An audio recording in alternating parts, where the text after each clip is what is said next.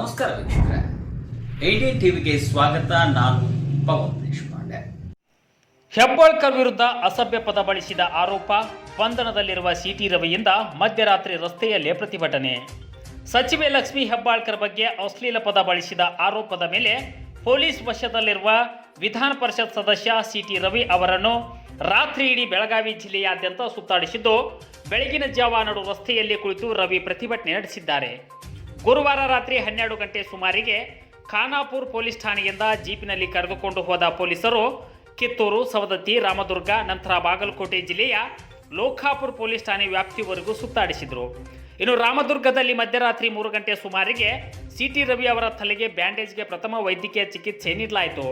ಇದಕ್ಕೂ ಮುನ್ನ ಕಿತ್ತೂರಿನಲ್ಲಿ ಮಧ್ಯರಾತ್ರಿ 1:45 ಸುಮಾರಿಗೆ ಅರ್ಧ ಗಂಟೆಗಳ ಕಾಲ ಪೊಲೀಸ್ ವಾಹನ ನಿಂತಿತ್ತು. ಇನ್ನು ಸಚಿವೆ ಲಕ್ಷ್ಮಿ ಹೆಬ್ಬಾಳ್ಕರ್ ಹಿರೇಬಾಗೇವಾಡಿ ಪೊಲೀಸ್ ಠಾಣೆಯಲ್ಲಿ ಸಿಟಿ ರವಿ ವಿರುದ್ಧ ಗುರುವಾರ ದೂರು ದಾಖಲಿಸಿದ್ದಾರೆ. ಸಿಟಿ ರವಿ ತಮ್ಮ ಕಡೆಗೆ ನುಗ್ಗಿ ಬಂದು 10 ಬಾರಿ ಆಕ್ಷೇಪಾರ್ಹ ಪದ ಬಳಸಿದ್ದಾರೆ, ಅಶ್ಲೀಲವಾಗಿ ಸನ್ನೆ ಕೂಡ ಮಾಡಿ ಮಾನಭಂಗಕ್ಕೆ ಯತ್ನಿಸಿದ್ದಾರೆ ಎಂದು ದೂರು ಕೊಟ್ಟಿದ್ದರು. ಇದಾದ ಬೆನ್ನಲ್ಲೇ ಸುವರ್ಣಸೌಧದಲ್ಲಿ ಧರಣಿ ಕುಳಿತಿದ್ದ ಸಿಟಿ ರವಿಯನ್ನು ಹಿರೇಬಾಗೇವಾಡಿ ಪೊಲೀಸರು ಬಲವಂತವಾಗಿ ಹೆಗಲ ಮೇಲೆ ಹೊತ್ತುಕೊಂಡು ಜೀಪು ಹತ್ತಿಸಿ ಕರೆದೊಯ್ದಿದ್ದರು. ಇನ್ನು ಹಿರೇಬಾಗೇವಾಡಿ ಠಾಣೆಯಲ್ಲಿ ಕೆಲ ಹೊತ್ತು ಕೂರಿಸಿ ನಂತರ ನಂದಗಡ ಠಾಣೆಗೆ ಕರೆದೊಯ್ದಿದ್ದರು. ಮತ್ತೆ ಅಲ್ಲಿಂದ ಖಾನಾಪುರ ಠಾಣೆಗೆ ಕರೆದೊಯ್ದು ವಿಚಾರಣೆ ನಡೆಸಿ ಬಂಧಿಸಿದ್ದರು.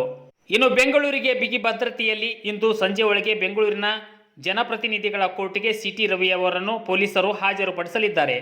ನಂತರ ಹೈಕೋರ್ಟ್ ಬಿಡುಗಡೆ ಮಾಡಿದೆ ಎಂದು ಮಾಹಿತಿ ಲಭ್ಯವಾಗಿದೆ.